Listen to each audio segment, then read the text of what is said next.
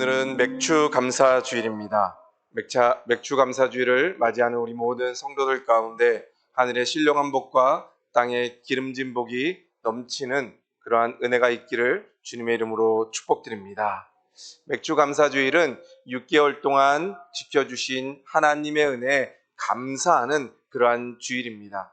옛날에는 보리를 추수했을 때 첫 열매를 추수해서 하나님께 감사했던 그런 절기가 또 맥주 감사주일이기도 합니다. 또 앞으로 살아갈 6개월도 하나님께서 우리와 함께 하시기를 원하며 하나님께 미리 감사하는 주일이 또 맥주 감사주일입니다. 우리 옆에 분들에게 함께 인사하겠습니다. 감사가 넘치시기를 바랍니다. 감사가 넘치시기를 바랍니다. 맥주 감사주일은 6개월 동안 하나님께서 주신 은혜를 생각하면서 감사하는 겁니다. 올해 하나님께서 나에게 주신 은혜가 이런 것도 있고 이런 것도 있고 이런 것도 있구나 하면서 감사하는 것이고, 또 앞으로 6개월 동안에도 하나님 앞으로 6개월 동안 이런 것 하나님 감사하게 하옵소서라고 기도하는 마음으로 보내는 주일이 바로 맥주 감사주일입니다. 영국의 유명한 신학자인 매튜 헨리가 강도를 만났습니다. 그래서 돈을 들어있는 지갑을 도둑 맞은 일이 있었을 때 그는 4가지를 감사했습니다. 첫 번째는 처음으로 도둑 맞은 것을 감사했습니다. 그 전까지는 도둑 맞은 일이 없었는데 오늘 처음으로 이런 일을 맞았습니다 라고 하면서 감사하게 됩니다. 그리고 도둑이 내 생명을 빼앗지 않았음에 감사합니다. 지갑만 가져갔지 자기를 해하지 않고 생명이 온전하기 때문에 감사했습니다. 그리고 다른 것은 도둑 맞지 않고 지갑만 도둑 맞았으니 감사합니다 라고 이야기하는 것입니다. 또 내가 도둑 맞았지 내가 도둑질하지 않은 것에 감사했다라고 이야기를 합니다. 여러분들은 감사한 것이 무엇이 있습니까? 그 어떤 일을 바라봤을 때, 어떤 것을 바라볼 때 바라보는 시각에 따라서, 마음에 따라서 감사할 수도 있고 감사하지 않을 수도 있습니다. 예를 들어서 제가 우리 행복한 울산 충성교회에 부임했습니다. 그런데 부임할 때 나는 울산 충성교회에 부임한 것이 마음에 들지 않아. 나 같은 능력을 가진 사람은 더 큰 교회 가서 한 10,000명, 20,000명 정도에 가서 담임 목회를 해야 되는데 나는 마음에 들지 않아 하면서 목회를 하는 게 좋을지, 아니면 나같이 부족한 종을 우리 행복한 울산 충성교회 좋은 성도님들과 함께 신앙생활을 하게 해주셔서 감사합니다 라고 하는 게 좋을지, 1번이 좋을까요? 2번이 좋을까요? 2번이 좋습니다. 늘 하나님께 감사하며 모든 것이 하나님의 은혜인 것이, 감사하는 생활이 목회하면서도 아니면 우리가 살아가면서도 늘 감사하며 행복하게 살아갈 수 있는 것입니다. 그것이 바로 참된 감사입니다. 여러분들도 여러분들 생활하면서 왜 나의 삶이 이럴까 불평불만하는 것이 아니라 왜 이렇게 됐을까 라고 생각하는 것이 아니라 이렇게도 하나님이 은혜를 주셨습니다. 이렇게도 감사합니다. 이렇게나 많이 주셨습니다. 하나님 감사합니다. 늘 감사하며 살아가는 우리 성도들 되시기를 주님의 이름으로 축복드립니다. 그것이 바로 감사의 기적입니다. 오늘 말씀에 보면 오병이어의 기적이 나오고 있습니다. 이 성경에 보면 기적의 이야기들이 많이 있는데 그 기적 가운데 마태복음, 마가복음, 누가복음, 요한복음 4복음서에 모두 나오는 기적은 이 오병이어의 기적밖에 없습니다. 즉 이것이 왜 4복음서에 나오냐? 바로 중요하기 때문에 그렇습니다. 이 말씀이 가장 중요하고 이 말씀이 우리들에게 은혜가 되기 때문에 4복음서에 다 나오는 것입니다. 말씀을 요약하면 예수님과 함께 많은 사람들, 장정 5,000명, 그들이 빈들에 모이게 되었습니다. 예수님의 말씀을 듣기 시작하면서 어느덧 때가 저녁이 되었습니다. 저녁이 되자 많은 사람들이 배고파하는 그러한 상황이었습니다. 그래서 예수님께서 모인 많은 사람들이 이제 배고파하는 것을 알았습니다. 그러자 예수님께서는 너희들이 먹을 것이 있는지 한번 알아봐라 이야기합니다. 그랬을 때 한 아이에게 보리떡 5개와 물고기 2마리가 있었습니다. 예수님께서는 그 보리떡 5개와 물고기 2마리를 축복하시고 기도하시고 5,000명을 먹이시게 됩니다. 그리고 12바구니를 남기시는 기적을 베풀어 주셨습니다. 그 말씀이 바로 오늘 본문 말씀입니다. 우리의 삶하고도 비슷한 그러한 말씀입니다. 우리는 이 세상을 살아갈 때 빈들에서 살아가고 있습니다. 오늘 말씀의 배경도 빈들입니다.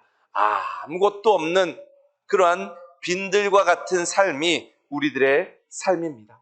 사방을 둘러보아도 먹을 것이 없습니다. 어떤 문제가 있어도 해결할 수 없는 그러한 곳이 빈들입니다. 우리의 삶이 그러한 삶이다라는 것입니다. 그리고 내 손에 있는 것을 보아도 지극히 작은 것밖에 없습니다. 보리떡 5개와 물고기 2마리가 우리들이 가진 것인 전부입니다. 나 혼자 먹어도 부족한 것이 그것입니다. 빈들에서 아무것도 없는 상황에서 우리가 할 수 있는 것이 무엇이 있을까요? 불안과 두려움과 불평, 불만밖에 없습니다. 그런데 이렇게 힘들고 어려운 상황, 이 물질만이 문제가 아닙니다. 어떨 때는 건강의 문제도 있을 수 있습니다. 어떨 때는 자녀들의 문제도 있을 수 있습니다. 어떨 때는 내일 일도 모르는 그러한 불안한 삶의 연속일 수도 있습니다. 사람과의 관계의 문제도 있을 수 있습니다. 우리가 살아가고 있는 그러한 빈들과 같은 삶은 그런 곳이다라는 것입니다. 그런 곳에 살아가면 감사를 잃어버리게 됩니다. 그런데 그런 곳에서 예수님이 계심으로 그곳 가운데 기적을 베풀어 주셨습니다. 예수님께서 축복하시고 기도하시고 작은 것을 나누어 줄 때 오병이어의 기적이 나타나게 된 것입니다. 작은 것을 나눌 때 5,000명이 먹고도 12바구니가 남는 그러한 은혜를 허락해 주셨습니다. 그것이 바로 기적입니다. 작은 것에 감사할 때 하나님께서는 더 많은 것으로 우리들에게 은혜를 베풀어 주시고 우리들에게 기적과 같은 그러한 은혜를 베풀어 주십니다. 오늘 맥주감사주일 예배드리는 우리 모든 성도들 가운데 이러한 오병이어의 기적이 있기를 주님의 이름으로 축복드립니다. 그래서 작은 것에도 감사함으로 많은 축복을 받는 우리 모든 성도들의 삶이 되기를 주님의 이름으로 축복드립니다. 그렇다면 오늘 오병이어의 기적이 있을 때 어떠한 일들이 있었는지를 우리가 한 가지씩 살펴보면서 우리의 삶 가운데도 이러한 오병이어의 기적이 나타날 수 있도록 미리 이런 것들을 준비하는 우리의 삶이 되시기를 주님의 이름으로 축복드립니다. 먼저 우리가 가져야 될 것은 책임감이 우리에게 있어야 합니다. 기적을 경험하기 위해서는 우리가 무엇보다도 이 일은 내가 해야 될 일이구나 라는 책임감이 있어야 합니다. 예수님은 모여든 많은 무리들을 향하여 제자들에게 책임감을 요구했습니다. 여기에 모인 숫자는 아까도 말씀드렸듯이 어른만, 남자들 장정만 5,000명이 먹는 그러한 기적이었습니다. 그러면 여자들과 아이들과 노인들 다 합하면 한 15,000명에서 20,000명 정도 되었을 것이다 라고 추측을 합니다. 그런데 식사 시간이 되었을 때 예수님께서 제자들에게 무엇라고 말씀하십니까? 오늘 본문 36절 37절 말씀 보면 무리를 보내어 두루 촌과 마을로 가서 무엇을 사 먹게 하옵소서 라고 제자들이 예수님께 요청합니다. 그랬을 때 예수님께서 37절 말씀에 너희가 먹을 것을 주라 이야기합니다. 너희에게 먹을 것을 주라 라고 이야기합니다. 제자들은 그때 부정적으로 이야기합니다. 우리가 가서 200데나니온, 그 200데나니온의 떡을 사도 그들을 먹이기에 부족합니다. 이때 한 데나리온은 남자 한 사람이 하루 동안 벌어서 일해서 버는 돈이 1데나리온입니다.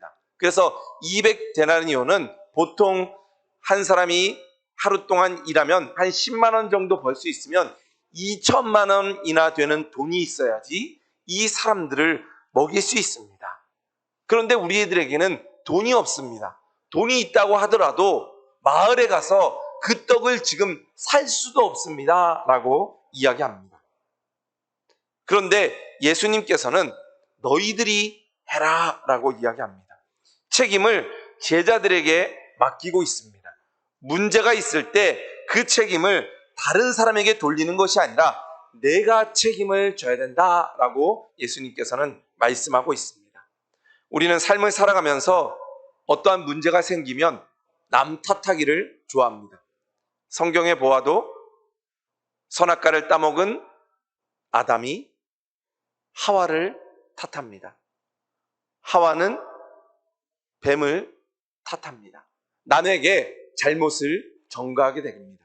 문제가 생기면 당신 때문에 그래. 문제가 생기면 너 때문에 그래. 라고 생각하게 됩니다. 회사에 문제가 생기면 사장들에게 책임을 전가합니다. 또 사장들은 노조에다가 책임을 전가합니다. 그래서 항상 싸움을 하게 됩니다. 나라도 마찬가지입니다. 나라에 문제가 생기면 항상 정치 지도자들에게 문제를 삼습니다. 지도자들은 국민들에게 문제를 전가합니다. 교회도 마찬가지입니다. 문제가 생기면 목사님, 장로님들에게 문제가 있습니다 라고 이야기합니다. 목사들은 성도들을 탓할 때가 있습니다. 성도들이 일을 안 해서, 성도들이 제대로 못해서 서로 문제를 떠넘기기 바쁩니다. 그런데 오늘 말씀에 예수님께서는 너희들이 먹을 것을 주라. 너희들에게 책임이 있다라고 말씀합니다. 우리들에게도 문제가 있을 때 그 문제의 책임은 나에게 있습니다. 나 자신을 돌아보기를 주님의 이름으로 축복드립니다. 이 시대는 누군가는 책임을 져야 됩니다. 이 교회의 문제는 나에게 책임이 있습니다. 그 책임감을 갖고 기도해야 됩니다. 가정의 문제는 나에게 책임이 있습니다. 책임감을 갖고 열심히 가정을 사랑해야 됩니다. 회사에 문제가 있을 때도 나에게 책임이 있구나. 내가 더 열심히 일해야 됩니다. 나라에 문제가 있을 때도 나에게 책임이 있구나. 나라를 위해서 더 열심히 기도해야 되는 것입니다. 그 책임감이 바로 나에게 있다라는 그러한 마음을 가지고 우리는 살아야 됩니다.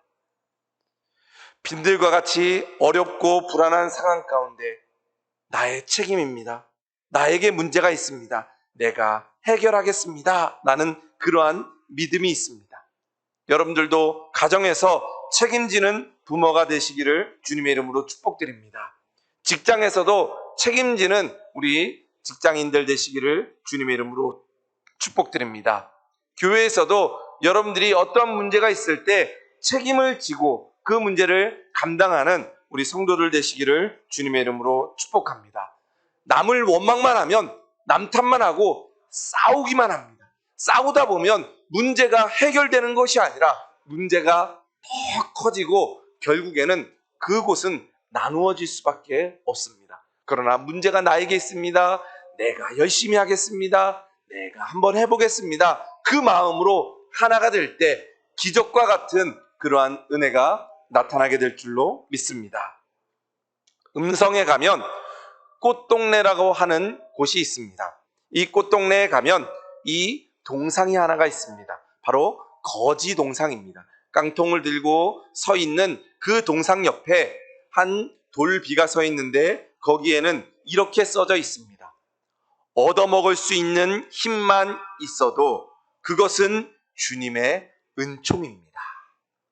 얻어먹을 수 있는 힘만 있으면 그것이 바로 복이다라는 것입니다. 이 꽃동네라는 곳이 생겨난 배경은 이렇습니다. 어떤 한 거지가 신부에게 찾아가서 먹을 것을 구걸합니다. 한 푼만 줍시오. 먹을 것을 주십시오라고 이야기합니다. 그러자 신부가 그 거지가 하루 먹을 음식을 줍니다. 그런데 그 거지는 그 음식을 받고 또 다른 곳에 가서 먹을 것을 구걸합니다. 한 푼만 줍시오. 먹을 것을 주십시오. 또 얻습니다. 그렇게 몇 곳을 다니면서 한 10명분이 먹을 음식을 구걸하고 그 음식을 가지고 자기가 사는 곳으로 돌아갔습니다. 이 신부님이 이상하게 생각했습니다. 왜냐하면 보통 거지들은 내일 먹을 것까지 준비하지 않습니다. 거지들은 지금 당장 먹을 것 한 끼면 충분합니다. 그런데 이 거지는 10명의 사람이 먹을 음식을 구걸하면서 열심히 다니는 것을 보게 됩니다. 왜 그럴까 생각했던 이 신부님이 이 거지의 뒤를 따라갑니다. 그리고 거지가 살고 있는 그 움막에 들어가자 그곳에 누워있던 10명의 거지들을 발견하게 됩니다. 그러면서 이 10명의 거지들이 누워있으면서 자기가 얻어온 이 음식들을 그 거지들에게 나누어 주고 있었습니다. 그러면서 10명의 사람들에게 모든 음식을 똑같이 나누어 주고 그 음식을 함께 먹게 되었습니다. 그 다음날 또 이 거지가 신부에게 먹을 것을 얻으러 왔습니다. 그러자 이 신부님이 이 거지에게 이야기합니다. 왜 자기가 먹는 것도 구걸하는 것도 힘든데 왜 그렇게 10명의 사람들을 돌보고 있습니까? 그러자 이 거지가 이렇게 이야기합니다. 신부님, 저는 걸어 다닐 수 있습니다. 제가 걸어 다닐 수 있기 때문에 저기 누워서 걸어 다닐 수 없는 그 거지들을 제가 책임져야지 그들이 먹고 살아갈 수 있습니다. 제가 책임지지 않으면 그 거지들은 죽을 수밖에 없습니다. 라고 이야기를 했습니다. 이 신부님이 충격을 받았습니다.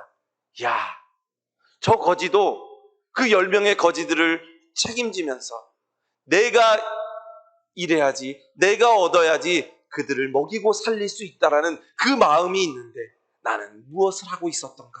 그래서 이 신부님이 그때부터 거지들을 모아서 벽돌로 집을 지어서 18명의 거지를 그곳에서 먹이기 시작했습니다. 그곳이 바로 꽃동네의 시작이었습니다. 그 거지가 바로 최기동 할아버지였습니다. 그리고 그 신부가 바로 오웅진 신부님입니다. 그리고 그곳에 거지들이 모여들고 이제 먹이기 시작하면서 몇백 명씩 모여서 함께 사는 그러한 마을, 꽃동네가 되었다라는 것입니다. 이 거지 한 사람이 책임지고 그 10명의 거지들을 먹여 살리는 그런 일들을 통하여 사람들을 감동시키고 신부를 감동시키고 함께 책임지며 살아가는 아름다운 꽃동네를 만들었다고 합니다. 책임지는 그 거지 한 사람이 없었다면 이런 기적은 나타날 수 없었을 것입니다. 오늘 오병이의 기적도 마찬가지입니다. 예수님께서 말씀하실 때 너희들이 책임을 져라. 예수님께서 말씀하고 있는 것입니다.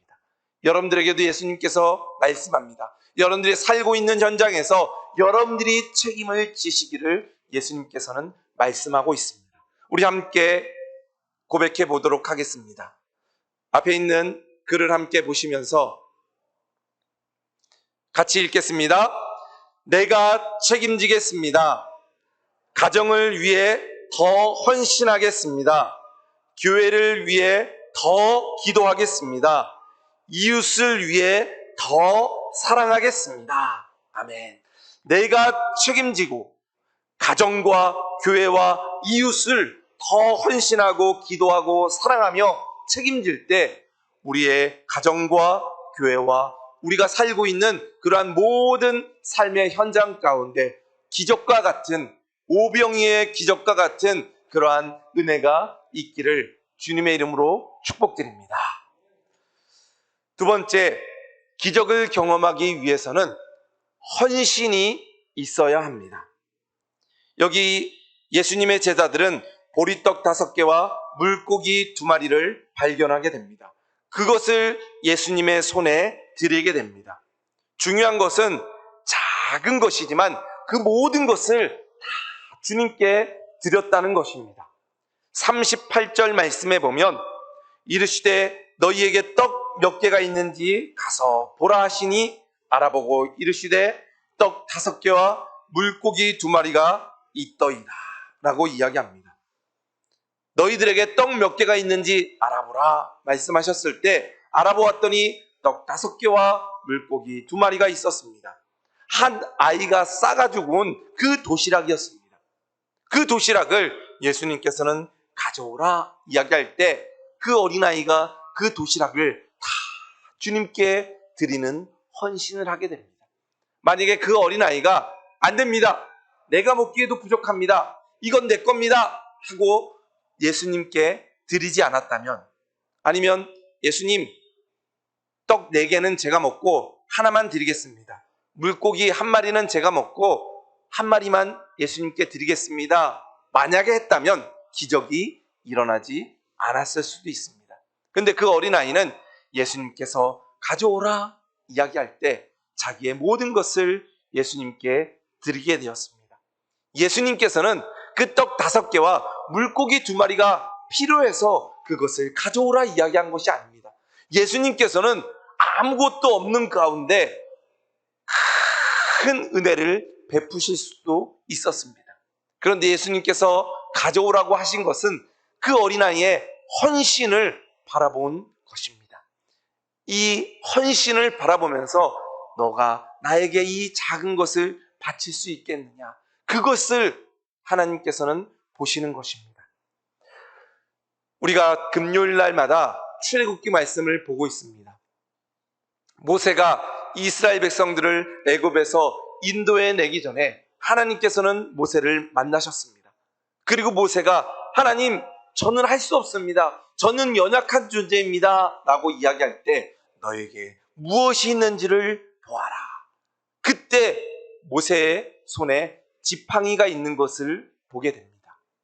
모세의 지팡이를 보고 하나님께서는 내가 너와 함께 하겠다, 그 지팡이를 통해서 하나님께서는 놀라운 기적을 베풀어 주십니다. 지팡이를 던지면 뱀이 되고, 지팡이를 다시 잡으면 그것이 다시 지팡이로 변하게 되고, 지팡이를 내밀면 홍해바다가 갈라지고, 반석에다가 지팡이를 치면은 반석에서 물이 솟아나고, 그 지팡이를 통하여 하나님께서는 모세에게 큰 능력으로 함께 하셨습니다. 지팡이가 능력이 있는 것이 아니었습니다. 바로 모세의 손에 들린 그 지팡이는 바로 하나님이셨습니다. 하나님이 모세와 함께 하심으로 놀라운 기적과 같은 일이 일어나게 된 것입니다. 오병이어도 마찬가지입니다. 작은 것을 예수님께 드릴 때 예수님께서는 그 오병이어를 통하여서 큰 놀라운 기적을 베풀어 주셨습니다. 우리에게 있는 것, 그 작은 것을 예수님께서는 원하십니다. 모세에게는 지팡이가 있었습니다. 한 아이에게는 오병이어가 있었습니다. 여러분들에게 있는 작은 것은 무엇이 있으십니까?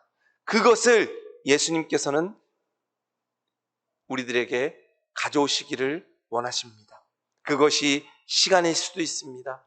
그것이 작은 우리의 마음일 수도 있습니다. 그것이 우리의 작은 물질일 수도 있습니다. 그 어떤 것인지 모르지만 그 작은 것을 예수님께서는 원하십니다. 너희에게 있는 것이 무엇이냐? 그것을 가지고 와라. 세계 최초 백화점을 만들었던 사람이 있습니다. 그 사람의 이름은 존 워너 메이커입니다. 고객은 왕이다 라는 신문 광고를 처음 쓴 사람이기도 합니다. 그 존은 어렸을 때 벽돌 공장에서 일을 하게 되었습니다. 그런데 벽돌 공장에서 일을 마치고 집에 가는 중에 교회에 잠깐 들러서 기도를 하려고 했습니다. 그런데 갑자기 비가 억수로 많이 쏟아지게 되었습니다. 그러자 교회 앞마당이 진흙밭으로 다 변하게 되었습니다. 그 진흙밭을 건너서 교회에 들어가서 기도를 하게 됩니다. 기도하는 중에 이 어린 존 워너메이커는 하나님께 기도합니다. 하나님, 비가 많이 오게 되면 교회 앞마당이 진흙으로 변합니다. 그런데 교회에 있는 어른들 어느 누구도 그것을 불평불만만 하지 고칠 생각은 하지 않습니다.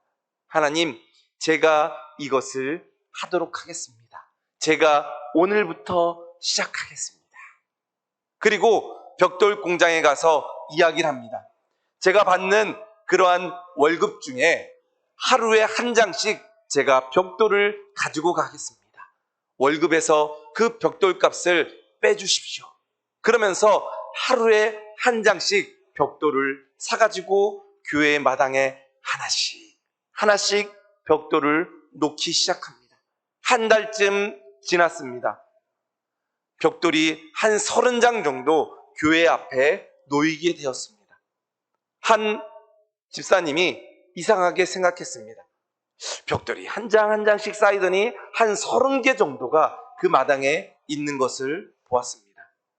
존 워너메이커 이 어린아이는 한 3년이면 이 마당을 채울 수 있겠다라고 생각하고 일을 시작했습니다. 그러자 이 집사님이 누가 이런 일을 하나 보았습니다. 그러자 한 10살 정도 되는 그 한 어린아이가 하루에 한 장씩 벽돌을 가지고 와서 거기에 놓는 것을 보게 되었습니다. 그러자 큰 감동을 받고 교회 성도들이 많이 모인 재직회 때 이야기를 합니다. 비만 오면 우리 교회 앞마당이 진흙으로 변합니다. 우리 어른들은 불평불만만 했지 그 누구도 그것을 고치려는 생각을 하지 않았습니다. 그런데 제가 한 달 동안 보니 그 어린아이가 벽돌을 하루에 한 장씩 사가지고 와서 그 마당에 놓는 것을 보게 되었습니다. 지금 마당에 30장의 벽돌이 있습니다. 지금 우리가 아무것도 하지 않으면 그 마당이 3년 동안 이 어린아이가 벽돌을 사서 놓을 것입니다. 여러분들, 우리가 함께 헌신하기를 원합니다. 그러자 그때 모였던 성도들이 십시일반 돈을 모아서 벽돌을 샀습니다. 그리고 그 다음날 그 마당에 벽돌이 깔리게 되었습니다. 존 워너메이커 그 어린아이의 벽돌 한 장의 헌신을 통하여 교회가 아름답게 변하게 되었던 것입니다. 그것이 바로 기적입니다. 한 어린아이의 벽돌 한 장의 헌신을 통하여 기적과 같은 일이 일어나게 되었습니다. 벽돌이 쌓인 것이 기적이 아니라 그 성도들의 마음이 변한 것이 기적이었습니다. 우리가 해야 됩니다. 우리가 할 수 있습니다. 우리가 움직여야 됩니다. 그래서 그 교회는 서로 힘을 합치고 아름답게 하나님께 영광 돌리는 날마다 행복하며 기적이 일어나는 그런 교회로 변하게 되었다는 것입니다. 우리 교회가 이런 교회가 되기를 주님의 이름으로 축복드립니다. 누가 해야 될까요? 내가 해야 됩니다. 내가 헌신할 때 작은 것, 벽돌 한 장이라도 우리의 작은 것을 드릴 때 우리를 통하여 하나님께서는 큰 기적을 베풀어 주십니다. 바로 그 기적의 주인공이, 헌신의 주인공이 우리 성도들 한 분 한 분이 되기를 주님의 이름으로 축복드립니다. 마지막으로 기적을 경험하기 위해서는 순종이 있어야 합니다. 오늘 본문에 보면 감사의 기적이 일어난 배우는 제자들의 순종이 있었습니다. 한 아이가 드린 오병이어의 그러한 헌신과 함께 순종이 있었기 때문에 이러한 일들이 일어나게 됩니다. 요한복음 6장 8절 9절 말씀에 보면 제자 중 하나 곧 시몬 베드로의 형제 안드레가 예수께 여짜오되 여기 한 아이가 있어 보리떡 5개와 물고기 2마리를 가지고 있나이다 이야기합니다. 안드레가 예수님께서 너희들에게 무엇이 있는지 보라 라고 이야기했을 때 그 말씀에 순종하며 우리들에게 있는 것을 찾아다니기 시작했습니다. 무엇이 있을까 찾아다니다가 그 예수님 말씀에 순종했을 때 한 아이가 가지고 있었던 보리떡 5개와 물고기 2마리를 발견하게 됩니다. 다른 제자들의 이야기는 없었습니다. 그 5,000명, 어른들만 5,000명, 여자들과 아이들까지 생각하면 한 2만 명 정도 되는 그 모든 사람들 가운데 도시락을 싸온 사람이 이 어린아이밖에 없었을까요? 성경에는 자세히 나와 있지 않지만 제 생각에는 그 2만 명 되는 사람 가운데 아마 여러 사람이 도시락을 싸가지고 왔을 겁니다. 그런데 안드레만 이 도시락 싸가지고 온 아이 1명을 발견하게 됩니다. 제 생각엔 다른 제자들은 대충 예수님 말씀에 순종하지 않고 아마 찾아보지 않았을까라고 생각하게 됩니다. 예수님 말씀에 순종하지 않았습니다. 제 생각에는. 그런데 안드레는 예수님이 찾아보라 이야기할 때 적극적으로 예수님 말씀에 순종하며 찾아볼 때 한 아이의 도시락을 발견하게 됩니다. 순종할 때 그 도시락을 발견하게 되고 그 도시락을 예수님께 가져다 드립니다. 그리고 예수님께 가져다 드렸을 때 예수님께서 기도하시고 축사하시고 그 도시락을 제자들에게 나누어 주면서 이렇게 말씀하셨습니다. 39절 40절 말씀에 보면 제자들에게 명하사 그 모든 사람들을 때를 지어 푸른 잔디 위에 앉게 하시니 때로 100명씩 50명씩 앉은지라. 사람들을 나누기 시작합니다. 50명씩 100명씩 앉히라 이야기합니다. 그러자 제자들이 예수님 말씀에 순종해서 나눕니다. 그리고 41절 말씀에 이렇게 이야기합니다. 예수께서 떡 5개와 물고기 2마리를 가지사 하늘을 우러러 축사하시고 떼어 제자들에게 주어 사람들에게 나누어 주게 하시고 또 물고기 2마리도 모든 사람에게 나누심에 나누어 주라는 예수님의 말씀에 순종하게 되었던 것입니다. 순종할 때 기적이 일어나게 되었습니다. 바로 이 순종의 제자들이 있었기 때문에 이 놀라운 기적과 같은 일이 일어나게 된 것입니다. 누가 순종할 수 있습니까? 믿는 사람이 순종할 수 있습니다. 예수님을 믿는 사람이 그 말씀에 순종할 수 있는 것입니다. 믿음은 바라는 것들의 실상이요 보지 못하는 것들의 증거다 이야기하고 있습니다. 제가 6주 동안 기적에 관한 말씀을 계속했습니다. 그 가운데 여러 가지 예수님께서는 우리에게 요구하는 것이 있었습니다. 그 말씀대로 순종하며 살아갔던 사람들은 제 생각에는 하나님이 살아계시다면 기적을 경험하며 감사하는 그러한 성도가 되었을 줄로 믿습니다. 그러나 순종하지 않은 성도들은 감사는커녕 기적은커녕 그냥 흘러가는 말씀으로 그냥 그렇게 살게 되었을 것입니다. 오늘 맥주 감사주일 다시 한번 그 기적의 말씀을 되돌아보며 그 말씀을 다시 한번 되새기며 순종하는 우리 성도들이 될 수 있기를 주님의 이름으로 축복드립니다. 순종이 믿음입니다. 멕시코에 사는 홍인종들을 그 언어를 보면은 믿는다라는 단어와 순종한다라는 단어가 같은 단어라고 합니다. 믿는다, 순종한다라는 말이 같은 말입니다. 믿기 때문에 순종하는 것입니다. 우리가 부모님을 믿으면 부모님 말씀에 순종하게 됩니다. 하나님을 믿으면 하나님 말씀에 순종하게 됩니다. 제가 강단에서 말씀을 선포할 때 그 말씀을 믿으면 그 말씀을 따라 살기 위해 순종하는 것입니다. 믿을 때, 순종할 때 기적이 일어나게 되는 것입니다. 우리 성도들이 하나님을 믿고 하나님의 말씀에 순종함으로 기적을 경험하는 우리 성도들 되시기를 주님의 이름으로 축복드립니다. 말씀을 정리하겠습니다. 우리는 빈들에서와 같은 그러한 삶을 살아가고 있습니다. 빈들에서 남탓만 하고 불평불만만 하면 기적이 일어나지 않습니다. 이 문제는 내가 책임져야 될 문제구나 라고 생각하는 책임감이 있기를 주님의 이름으로 축복드립니다. 그리고 나에게 있는 그 작은 것을 주님께 드리는 그 헌신이 있기를 주님의 이름으로 축복드립니다. 작은 것, 큰 것을 요구하지 않습니다. 예수님께서는 큰 것을 요구하지 않습니다. 작은 것, 내가 드릴 수 있는 것, 그것을 요구하십니다. 함께 예배드리는 것, 함께 기도하는 것, 함께 하나님께 감사하는 것, 작은 것을 하나님께서는 원하시고 있습니다. 물질도 큰 물질을 원하시지 않습니다. 아파트를 팔아서 하나님께 바쳐라 이야기하지 않습니다. 이단들은 그렇게 할 수 있습니다. 그러나 우리 하나님께서는 그런 하나님이 아닙니다. 내가 낼 수 있는 가장 소중한 것, 과부의 2렙돈을 하나님께서는 요구하십니다. 한 어린아이의 오병이어 그 작은 도시락을 요구하십니다.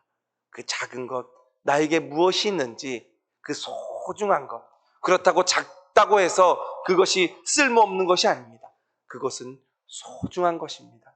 그 소중한 것을 주님께 드리는 우리 성도들 되시기를 주님의 이름으로 축복드립니다. 또 그 말씀에 순종하시기를 주님의 이름으로 축복드립니다. 듣고 흘려보내는 것이 아니라 주님의 말씀을 마음속에 간직하고, 오늘도 내가 순종해야 될 말씀들이 무엇이 있는지 말씀을 들을 때마다, 제가 지난주에도 말씀드렸지만 제가 보통 설교를 할 때 3가지를 이야기합니다. 왜냐하면 그 3가지 중에 한 가지만이라도 우리가 그 말씀대로 지키며 살아가며 순종할 수 있도록 3가지를 다 지키면 좋겠죠. 그러나 우리는 인간들이기에 3가지를 다 지키기 힘들 수 있습니다. 그러면 그 3가지를 곰곰이 생각해보고 우리의 삶 가운데 한 가지만이라도 그 말씀을 지키고 실천하게 된다면 우리의 삶에 놀라운 기적과 같은 그러한 일들이 일어나게 될 줄로 믿습니다. 6개월 동안 지켜주신 하나님의 은혜 감사하며 이 모든 것이 기적의 은혜였습니다. 앞으로 6개월도 하나님 지켜주심으로 기적과 같은 은혜로 살아가는 우리들 될 수 있도록 인도하여 주옵소서. 기도하며 감사하는 우리 성도들 되시기를 주님의 이름으로 축복드립니다.